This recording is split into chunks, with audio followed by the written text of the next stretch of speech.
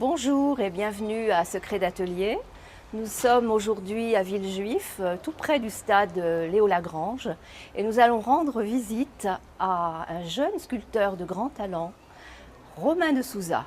Et vous verrez que la valeur n'attend vraiment pas le nombre des années.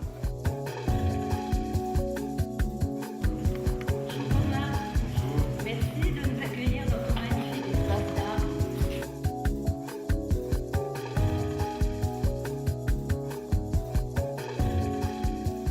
On entre un peu ici. Parfait. Alors Romain, est-ce que tu peux nous expliquer cette toute première œuvre dans ta création? Tu m'as dit qu'elle était vraiment la première d'une longue série. Est-ce que tu peux nous expliquer son origine? Alors en effet, c'est la première. Bon, j'avais fait des sculptures avant, mais c'est la première sculpture filaire que j'ai faite comme ça, et qui est en fait ce qu'on appelle chef-d'œuvre. C'est peut-être un peu présomptueux, mais qui est la sculpture que j'ai réalisée pour mon diplôme de fin d'études de l'école Boulle. Quand j'étais à l'école Boulle, dans la section métiers d'art qu'on appelait monture en bronze, le nouveau nom c'est conception application métal, où pendant 2 ans, nous travaillons autour d'une thématique et à partir de là, nous devons réaliser une pièce qui nous permet de montrer qu'on a maîtrisé toutes les techniques qu'on a apprises pendant plusieurs années et à la fois développer un sens artistique autour de cette pièce. Et donc cette pièce qui représente un espèce d'homme assis. En effet. Voilà, en fait, je me suis un peu inspiré très simplement d'une sculpture, parce que moi j'aime énormément la sculpture, de Rodin, que j'avais vu, donc le penseur de Rodin, et l'idée c'était d'utiliser cet espace de la sculpture à l'intérieur, qu'on ne connaît pas puisqu'elle est vide souvent. Et donc moi l'idée c'était de rentrer, de s'asseoir à l'intérieur de la sculpture. D'accord. Et par là, j'ai défini, comme je dessine énormément, et toujours très en hachure, j'ai voulu dessiner, en fait représenter mes coups de dessin par des tiges de métal. L'idée, c'était d'essayer de dessiner donc en métal. Et donc, j'ai réalisé ce fauteuil. Et l'intérêt d'avoir cette chose très filaire, c'est que je voulais sortir de cette sculpture en bronze traditionnelle, très massive, et délimiter un espace par des traits, en fait, mais en métal, mais tout en gardant une légèreté, donc une profondeur, voire à travers. Donc, au départ, mon travail était très aérien. Et donc on peut s'asseoir dedans, donc quand on est assis dedans, on a l'impression d'être enfermé, mais en même temps on voit à travers. Donc voilà, et après bon, il y a des contraintes techniques, mais là qui sont purement techniques, c'est que la sculpture se démonte entièrement en fait, sans que ça se voit particulièrement. Et donc voilà, donc ça c'était vraiment le tout début où j'ai commencé à élaborer cette technique un peu filaire. Et puis par la suite, petit à petit, donc ça fait quand même, je suis sorti de l'école en 2003, donc ça fait 10 ans maintenant. Et donc voilà, et donc par la suite, j'ai continué sur cette même technique. Parce que je trouve que c'est très important de rester accroché à la matière et à la technique. Mais plus on s'y accroche et plus on travaille dessus, plus on arrive à s'en libérer petit à petit et arriver vers quelque chose de purement artistique vers la fin. Voilà. Très belle pièce. Voilà. Qui t'a inspiré donc pour les autres en fait, parce Exactement. que sur un petit peu dans la lignée de cette œuvre filaire, tu travailles toujours de la même manière en fait, avec des métaux. Toujours avec du métal. Quelle sorte de métal en fait? Alors là, très précisément, c'est du laiton. C'est des tiges en laiton que j'achète toutes faites en laiton et que j'accumule petit à petit et en les tordant, les rapprochant les unes aux autres, en les soudant, en les brasant plus exactement, et ben, j'arrive à créer ces formes. Alors après, les couleurs varient en fonction d'acide ou d'oxydation que je mets dessus, si je les polis ou pas, enfin ça dépend un peu. J'ai fait quelques sculptures en fer aussi, mais c'est essentiellement du laiton et parfois un petit peu d'incrustation de cuivre dedans. Voilà. Donc ici, Romain, c'est une période intermédiaire de ton travail. Est-ce que tu peux nous développer? Oui, tout à fait. Après être parti donc, de la sculpture dont on parlait, donc, de cette grosse sculpture dans laquelle on s'asseyait, j'ai fait une première exposition autour de la danse et des corps et des visages. Donc là, il y a 2 visages qui se regardent, ce que j'ai appelé conversation fraternelle. Ce qu'on voit dans le cercle là. Voilà, qui sont deux frères qui se regardent. J'ai travaillé pas mal autour donc, de la danse parce que je travaillais à l'opéra, j'étais ouvreur. Et j'étais fasciné par ces corps très meurtris mais sur scène très élégants. Donc j'ai essayé de représenter un peu ça dans mon travail, de montrer les corps meurtris mais dans ma sculpture toujours leur donner de l'élégance. Donc c'est un peu cette ambiguïté qu'il y a. La douleur et la grâce mélangées. Voilà, c'est ça, Ouais. exactement. Ouais. Donc j'ai travaillé pas mal autour de ça, toujours très aérien. Puis plus j'ai avancé, là j'ai fait mon autoportrait qu'on voit plus haut, donc à la cigarette, qui ressemble, moi je l'appelle le héron, parce que ça, on a presque avec son chalumeau qui allume la cigarette. Et donc là on voit que j'ai changé, je suis toujours dans les filaires, mais les fils se rapprochent de plus en plus et je suis dans quelque chose de plus en plus massif. Oui. Au début, je me Exactement. suis écarté donc, de la sculpture très massive et par hasard, c'est le matériau qui m'a un peu guidé. Plus j'ai avancé, plus je me resserre de plus en plus. Voilà. Et donc, Parfait. plus j'avance, plus on tombe, mais il y a même des masses presque pleines qui alternent avec des vides. Je vois beaucoup de travail sur l'homme, des torses Mhm. d'hommes, des bustes d'hommes. C'est uniquement l'homme qui est représenté dans ton travail? Disons que c'est important, comme je ne sais pas si c'est. On dit souvent que les artistes sont un peu égocentriques ou centrés sur eux-mêmes, disons. Je ne sais pas si c'est le cas, mais du moins, c'est vrai que le corps que je connais le mieux, c'est le corps d'homme, puisque je suis un homme et que j'aime beaucoup l'anatomie. Donc j'ai beaucoup travaillé autour de l'anatomie et j'aime beaucoup les corps d'hommes. Sculpturalement, je trouve ça assez beau. Et donc j'ai voulu travailler autour de l'homme, dans son corps, donc du masculin. Mais en essayant toujours de lui donner une grâce, malgré le fait que parfois je représente son corps qui souffre, mais toujours lui donner de l'élégance et malgré sa souffrance. De montrer la souffrance, que même la souffrance peut être transformée en quelque chose de beau, même si le terme ne plaît pas forcément aujourd'hui, mais moi ça m'importe qu'il y ait une élégance, une harmonie, et voilà. Transcender une émotion. en quelque Exactement. sorte. Pardon. Alors Romain, j'aimerais bien que tu nous parles, que tu nous décrives cette œuvre qui pour moi est une œuvre majeure hein, et qui est en cours d'élaboration. Et est-ce que tu peux nous en dire un petit peu plus par rapport à l'histoire qu'elle représente? Bah donc toujours dans cette continuité, enfin en tout cas en ce moment essentiel autour de l'homme, j'ai travaillé beaucoup autour du Christ. Donc là c'était une thématique qui m'importait beaucoup, qui a été énormément faite dans toute l'histoire de la peinture et de la sculpture.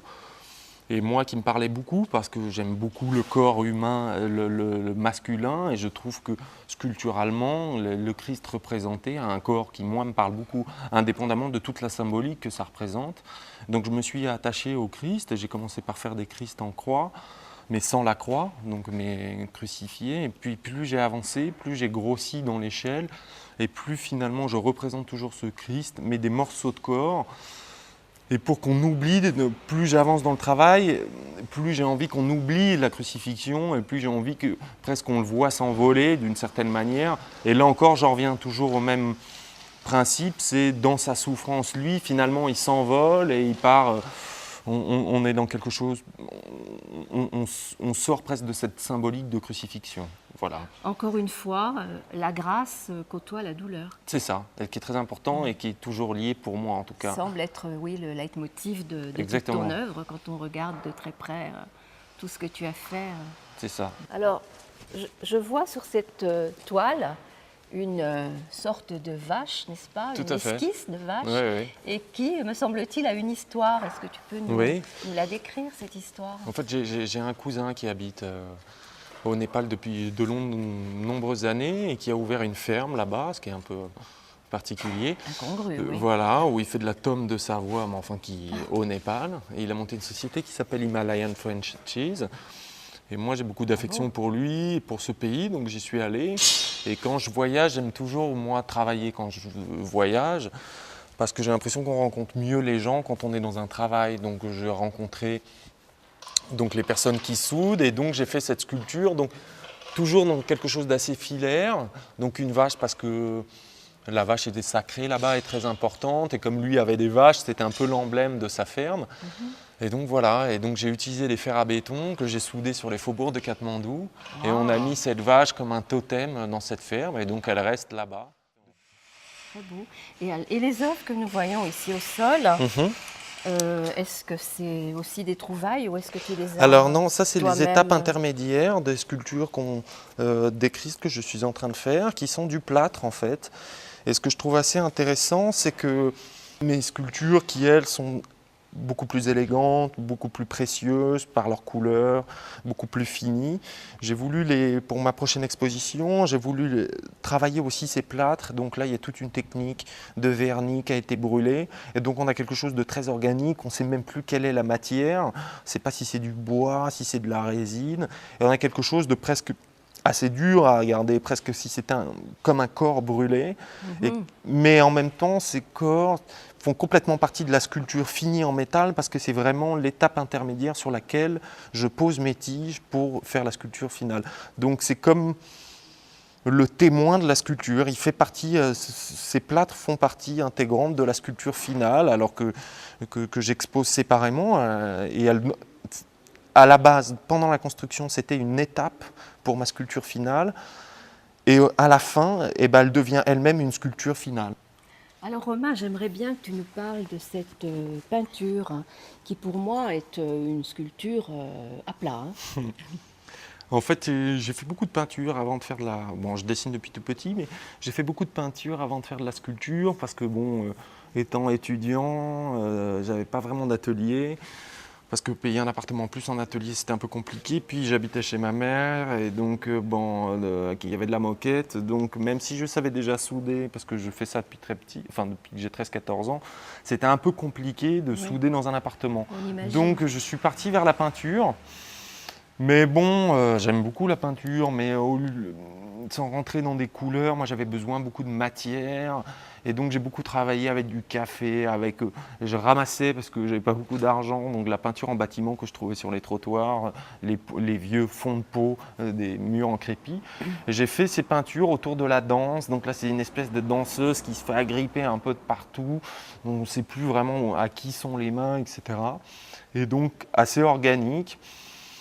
Et donc à chaque fois que je faisais de la peinture, je posais mes couleurs et mes masses un peu comme si je faisais de la sculpture en bas-relief en fait. Et donc j'y suis pas revenu depuis très longtemps, j'y reviendrai peut-être, je ne sais pas encore. J'étais moins à l'aise quand même dans la peinture que dans la sculpture.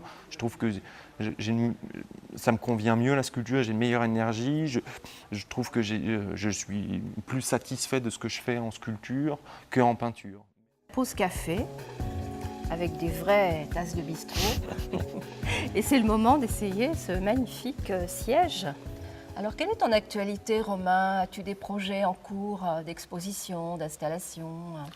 Alors, pour l'instant, je prépare une exposition. Donc, le lieu n'est pas encore déterminé parce que c'est moi qui organise un peu tout. Donc une grosse exposition où j'exposerai 20-25 pièces donc autour du Christ et des femmes enceintes, donc un espèce de parallèle entre ces Christ décharnés et ces femmes très généreuses qui portent un corps. Alors on ne sait pas vraiment qui elles portent et ces Christ, eux, qui tombent et qui s'élèvent. Donc tout est en pleine construction, donc toutes ces sculptures sont en train de se construire en ce moment. Je me suis laissé 4-5 mois où je travaille beaucoup que pour ça. Et donc j'espère faire une exposition, rien n'est très défini dans le temps, mais je pense pour début 2014. Dans les mois à venir. Voilà, et sinon j'ai un partenariat parallèlement qui devrait sortir à peu près au même moment avec une grosse maison d'édition de luminaires qui s'appelle la Société de Lille, avec qui on travaille depuis un moment, donc qui devrait sortir. Donc toujours dans cette même technique filaire, j'ai essayé de reprendre des luminaires de style Louis XIV et de les amener de manière plus contemporaine.